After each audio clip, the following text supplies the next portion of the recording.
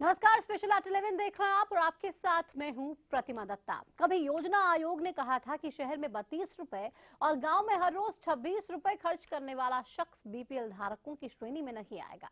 लेकिन अगर आप हरियाणा के कुल बीपीएल धारकों की बात करें तो हरियाणा की कुल 2.5 करोड़ की आबादी में लाखों बीपीएल धारक हैं, जिसके लिए कई योजनाएं बनाई गई।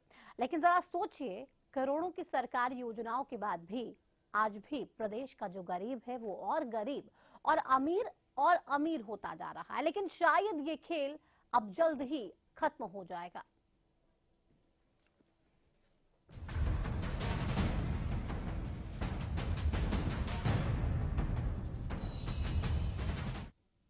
नोटबंदी के झटके के बाद काले धन को सफेद करने चले धन्ना सेठ अब सरकार के चक्रव्यूह में लगभग फंस चुके हैं और इनमें से बीपीएल धारकों की मदद लेने वाले लोगों का खुलासा जल्द ही हो सकता है। ऐसे में अपने अकाउंट में ज्यादा पैसा जमा करवाने वाले बीपीएल धारकों का नाम भी काटा जा सकता है, साथ ही उन पर कड़ी कार्रवाई भी की जा सकती है। ऐसे में सरकार को इंतजार बस अब 30 दिसंबर का है। बीपीएल धारकों की लिस्ट तैयार। अमीर बीपीएल पर रेड मार्क, शॉर्टलिस्ट होंगे गरीब।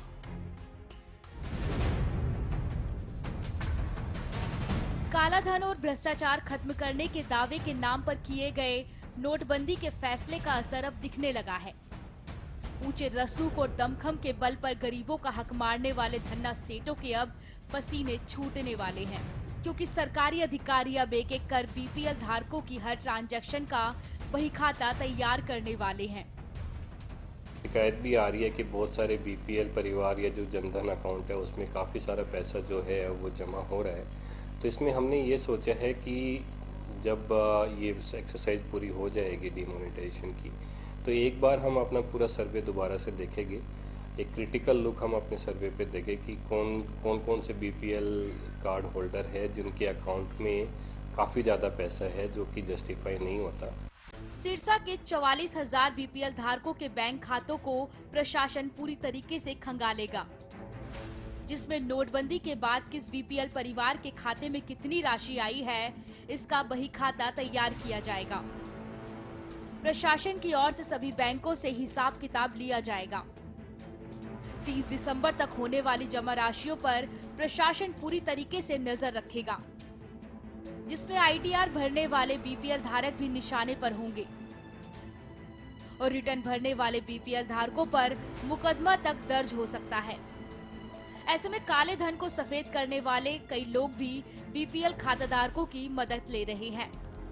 जो हमारी ब्लॉक लेवल पे जो कमेटी बनी हुई है वेरीफाई करने के लिए कि कौन एलिजिबल है कौन नहीं है, उसके हम दोबारा वेरीफाई करवाएंगे कि वो बीपीएल कार्ड होल्डर वेदर मतलब सही में एलिजिबल है कि नहीं है। अगर वो एलिजिबल नहीं पाते तो उनका नाम बीपीएल कैटेगरी से हटा दिया जाएगा।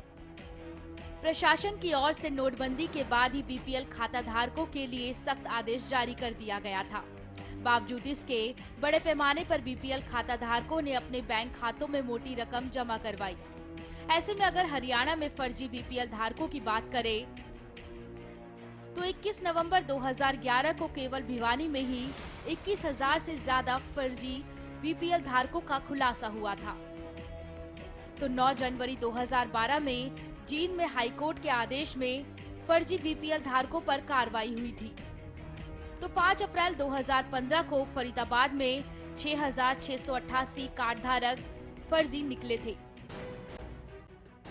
सरकार की ओर से बीपीएल धारकों को मिट्टी का तेल, गैस सिलेंडर, स्वास्थ्य सेवाओं, शिक्षा, सब्सिडी में छूट और उज्ज्वला योजनाएं जैसी कई सुविधाएं दी जाती हैं, ताकि गरीबी रेखा के नीचे आने वाले गरीबों को सुविधाएं मिल सके।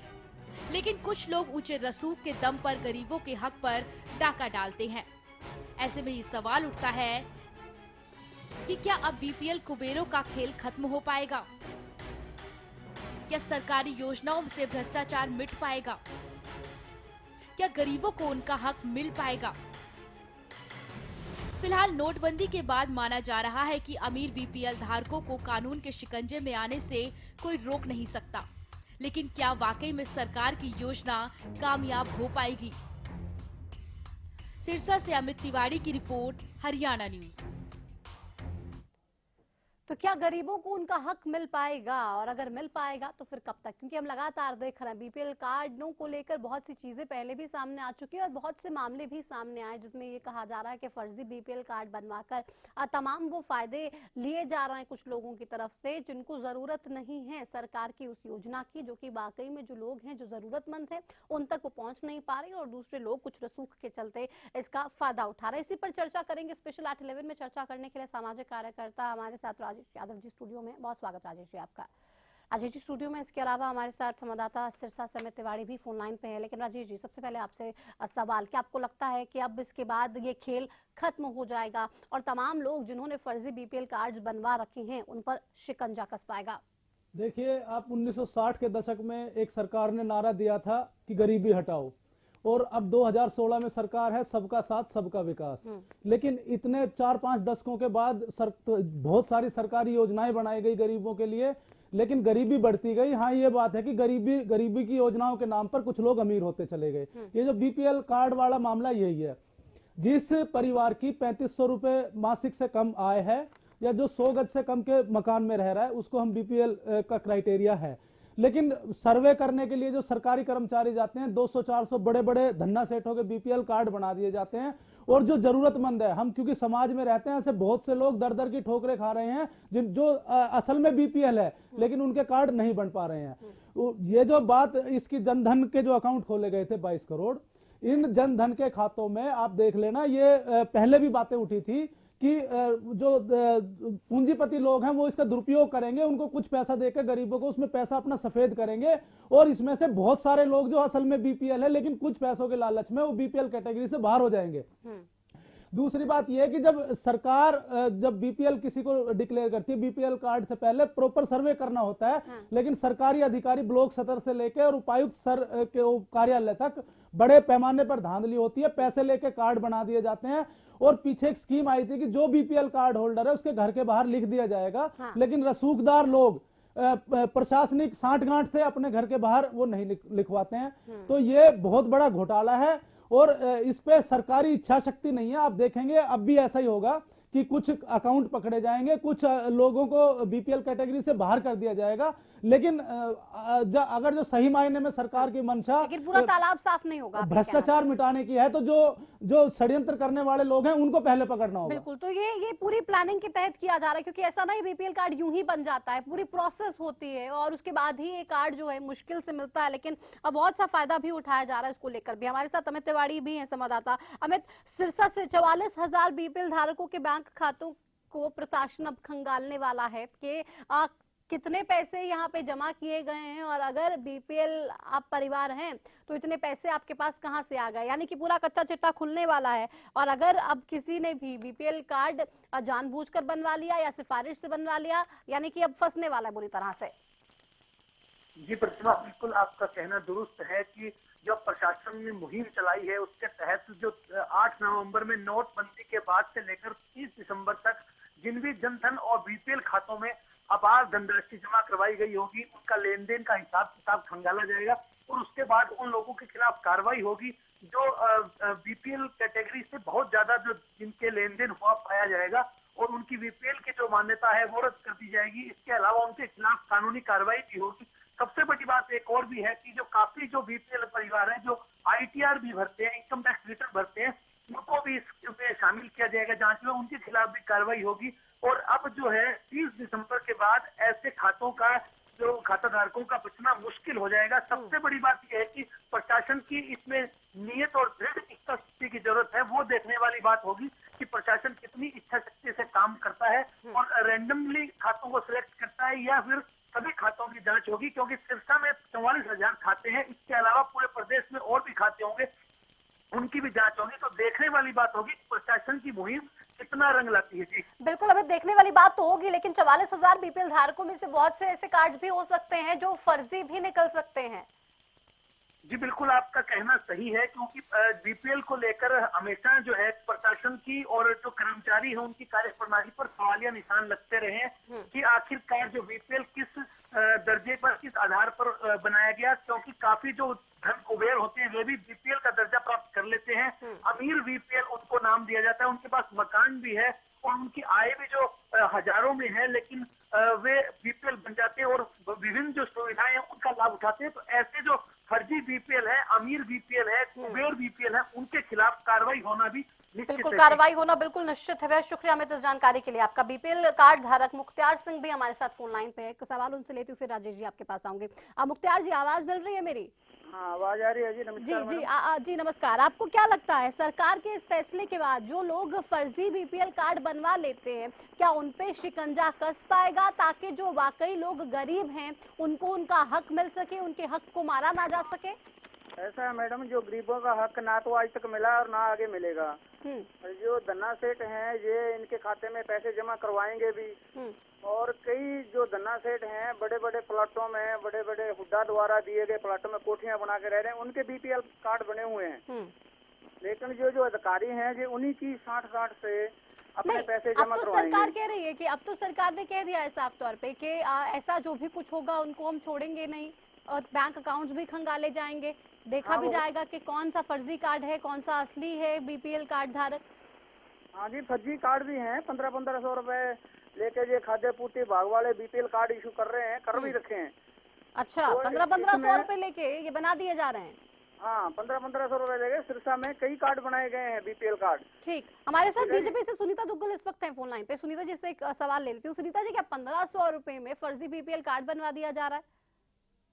देखिए, ये पिछली सरकारों में बहुत ज्यादा बीपीएल कार्ड में धांधली पाई गई है। जैसा कि आपने पहले केरोसिन में भी देखा कि इस तरह से लोगों ने राशन कार्ड पे केरोसिन लिए और जबकि उनके यहाँ पर जो है वो एलपीजी गैस कनेक्शन भी है जो कि वैध नहीं है। तो इसी तरह से ये बीपीएल का भी बहुत बड़ा घोटाला जो है वो सामने आ रहा है और सरकार जो है दोबारा से फिर से जो है वो एक सर्वे करने के बाद जो बीपीएल धारक हैं वो देखेगी, चेक करेगी कि किस तरह से पिछली सरकार में गलत लोगों को बीपीएल नहीं, वो ठीक है, वो आप चेक करेंगे। देखो सुनीता जी, एक सवाल है, जो अधिकारी हैं जो सब मिलकर ये काम कर रहे हैं, क्या उनके खिलाफ भी कोई कार्रवाई होगी? लेकिन अब एक बार फिर से वही काम अधिकारी करने वाले हैं, तो क्या गारंटी है कि अब काम सही करेंगे, अब सही से जो जानकारियां हैं वो देंगे और कोई फर्जीवाड़ा नहीं होगा?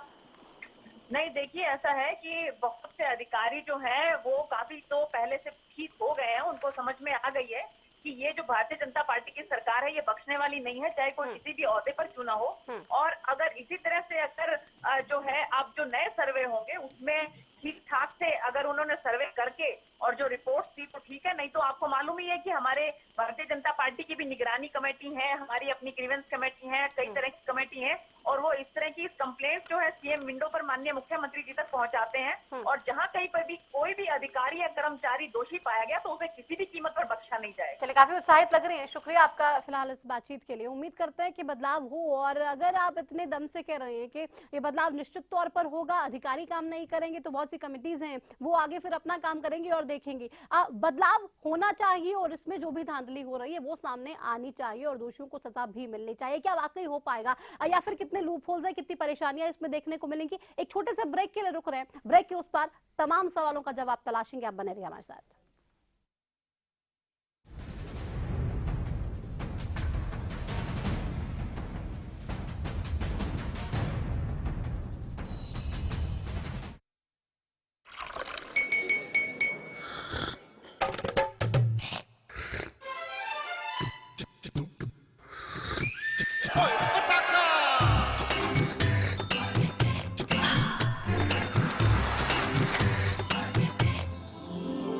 उर्मिला, हेलो हेलो जी।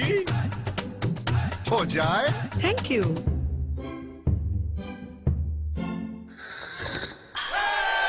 पताका चाय। पताका चाय, गजब का स्वाद। अब बहादुरगढ़ में सुपर स्पेशलिटी ब्रह्मशक्ति संजीवनी हॉस्पिटल। 10 सालों से इस इलाके की लोगों की सेवा हम कार्यरत हैं। कंप्लीट मेडिकल केयर एक ही छत के नीचे। झज्जर डिस्ट्रिक्ट की इकलौती कैथ लैब है। 24 आवर कार्डियोलॉजिस्ट की टीम, अभी super specialist, surgeon, physician, gynaecologist, orthopaedic surgeon, paediatrician. 24 घंटे cath lab, dialysis, blood bank, CT scan, ultrasound, advance pathology lab, ENT and eye surgery भी उपलब्ध है। हमारा पता है। स्मूथ ड्राइविंग के लिए पेश है एडवांस तकनीक से निर्मित एरोबॉल लुब्रिकेंट्स। इंजन में ताकत लाए, माइलेज बढ़ाए। एरोबॉल लुब्रिकेंट्स, इंजन में भर दे दम।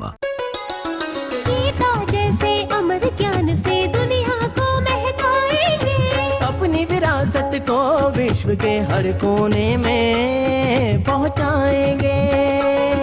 है धर्म क्षेत्र ये, कुरुक्षेत्र ये, जन जन को बतलाएंगे। गीता जयंती का उत्सव मिलजुल हम मनाएंगे। हरियाणा की मनोहर सरकार द्वारा कुरुक्षेत्र में 6 से 10 दिसंबर 2016 तक अंतर्राष्ट्रीय गीता महोत्सव का आयोजन किया जा रहा है। इस ऐतिहासिक एवं भव्य आयोजन में आप सब आमंत्रित हैं। हरियाणा, स्वर्णिम हरियाणा। सिरसा में अब खत्म हुआ अंतर्राष्ट्रीय स्तर की शिक्षा का इंतजार। MDLR ग्रुप लेकर आए हैं MDK इंटरनेशनल स्कूल। हरियाणा के हरित क्षेत्र सिरसा में विश्व स्तरीय शिक्षा की खास पहचान। MDK international school Cambridge university London से जुड़े सिरसा के इस पहले रेसिडेंशियल कम डे बोर्डिंग स्कूल के डायरेक्टर हैं कैम्ब्रिज एग्जाम्स के आकलनकर्ता मिस्टर लॉरेंस फ्रे।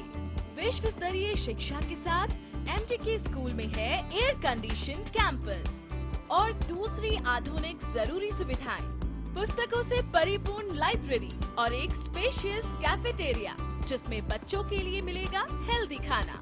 MDK इंटरनेशनल स्कूल की विश्व स्तरीय खेल एवं अन्य सुविधाएं आपके बच्चों का स्वास्थ्य एवं चहुमुखी विकास सुनिश्चित करती हैं।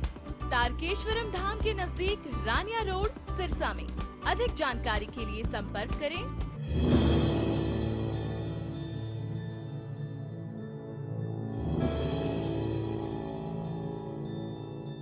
भ्रष्टाचार आखिर क्या होता है? भ्रष्टाचार किन तरीकों से होता है? भ्रष्टाचार नैतिक होता है, आर्थिक होता है या सामाजिक? एक आम आदमी कैसे भ्रष्टाचार करता है? कैसे भ्रष्टाचार के खिलाफ लड़ा जा सकता है?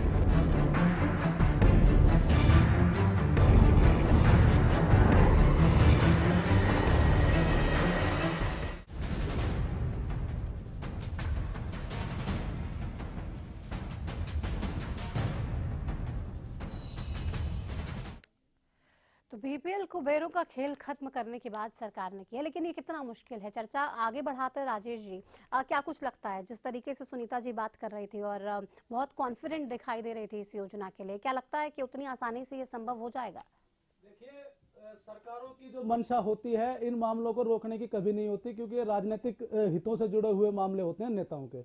जो अब मामले, इसमें दो बातें निकल के आ रही है कि क्या उन लोगों के ऊपर कार्रवाई करी जाएगी जिनके जनधन अकाउंट में 35,000 रुपए से ज्यादा किसी ने डलवा दिए, उनके बीपीएल कार्ड कैंसिल किए जाएंगे, या जो बड़े बड़े विश्वेदार हैं, जमींदार हैं, ITR फाइल करते हैं और जिन्होंने फर्जी तरीके से बीपीएल कार्ड हासिल किए हैं और बीपीएल कार्ड से मिलने वाली तमाम योजनाओं का वो कई सालों से फायदा उठाते आ रहे हैं, उनके खिलाफ कार्रवाई होगी। और उन फर्जी कार्डों को बनाने के लिए कोई एक पूरा प्रोसेस होता है। गांव का सरपंच है या जो म्यूनिसिपैलिटी का काउंसलर है, उससे लेकर BDO से लेकर उपायुक्त तक की वो होती है उसमें एक चेन।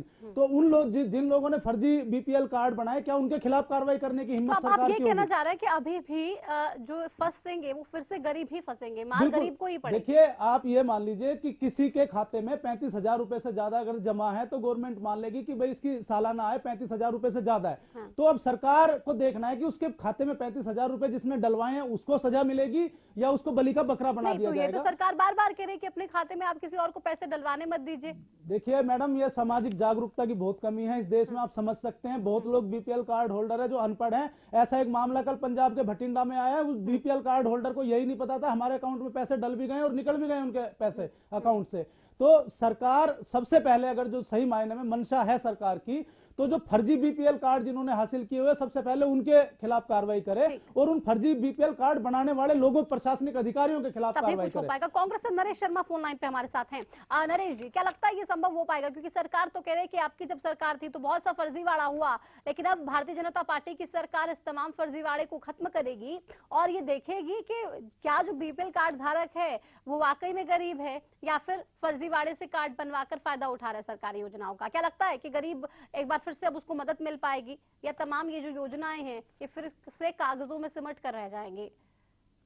ये भारतीय जनता पार्टी को गरीबी हटाने की कोई मंशा नहीं है। ये राजनीतिक जो अपने षड्यंत्र है, पड़यंत्र है, अपनी लोकप्रियता को करने के लिए सब कुछ हाईजैक कर रखा है। नोटबंदी विश्व का सबसे बड़ा घोटाला। नहीं, लेकिन फर्जी बीपीएल कार्ड किसने बनवाए? फर्जी बीपीएल कार्ड जो थे वो कैसे बन गए? नहीं, बीपीएल आदमी ये जरूरी है क्या? एक आदमी पहले अच्छा काम था उसका, गरीब हो गया या उसको संपन्न हो गया तो पाप हो गया क्या? बीपीएल कार्ड पूरी जांच होती है। मेरे सवाल का जवाब नहीं है नरेश जी, मेरे सवाल का जवाब नहीं है।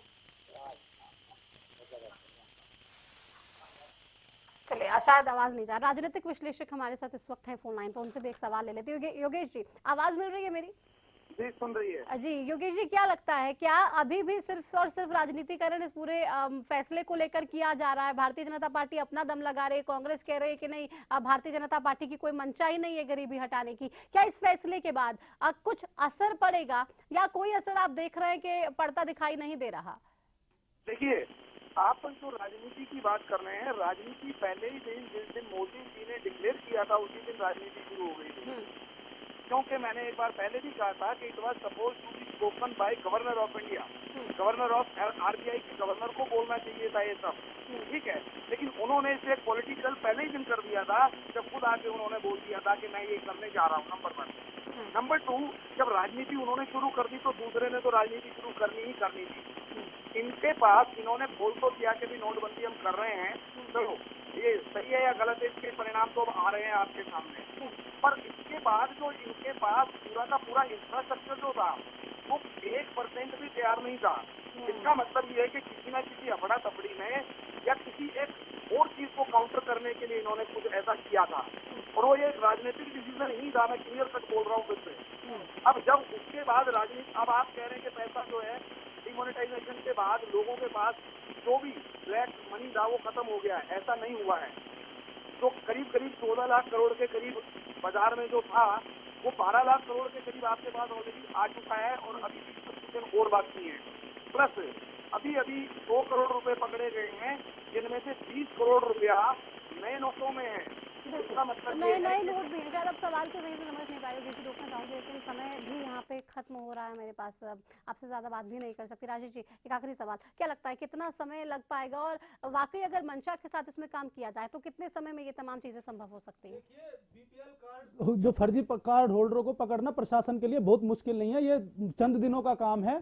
और सबसे पहले सरकार को यही करना चाहिए, जो बीपीएल कार्ड होल्डर है उसके घर के बाहर नोटिस चस्पा कर देना चाहिए, ताकि जो अमीर लोग इसमें नाजायज फायदा उठा रहे हो, शर्मिंदगी महसूस हो उनको कि वो फर्जी काम कर रहे हैं। और दूसरी बात यह है कि जो इसमें शामिल पंच, सरपंच या जो भी काउंसलर वगैरह जो फर्जी तस्दीक करते हैं उनके खिलाफ कार्रवाई कीजिए। देखिए, आपको 1 महीने में इसका परिणाम नजर आना शुरू हो जाएगा। शुक्रिया राजेश जी, स्टूडियो में शामिल होने के लिए, इस तमाम चर्चा के लिए। तो कार्रवाई जरूर होनी चाहिए और अगर कार्रवाई होगी तभी ये तमाम चीजें रुकेंगी, वरना बदस्तूर ये चीजें देखने को मिलेंगी और कोई भी इस पर लगाम नहीं लगा पाएगा। सरकार अगर वाकई कह रही है कि ऐसा हम करना चाहते हैं तो मंशा के बिना ये संभव नहीं हो पाएगा। और मंशा के साथ साथ आपको एक स्ट्रॉन्ग मैसेज भी देना पड़ेगा। आपको कुछ अधिकारियों के खिलाफ कार्रवाई करनी होगी, आपको उन अधिकारियों के खिलाफ कार्रवाई करनी होगी जो जानबूझकर ये फर्जीवाड़ा करते हैं महज कुछ पैसों के लिए और गरीबों के हक को मारा जाता है। उम्मीद करते हैं ऐसा ना हो और सरकार की जो मंशा है उसके तहत काम किया जा सके। इसी के साथ स्पेशल आर्ट 11 में इतना ही। नमस्कार।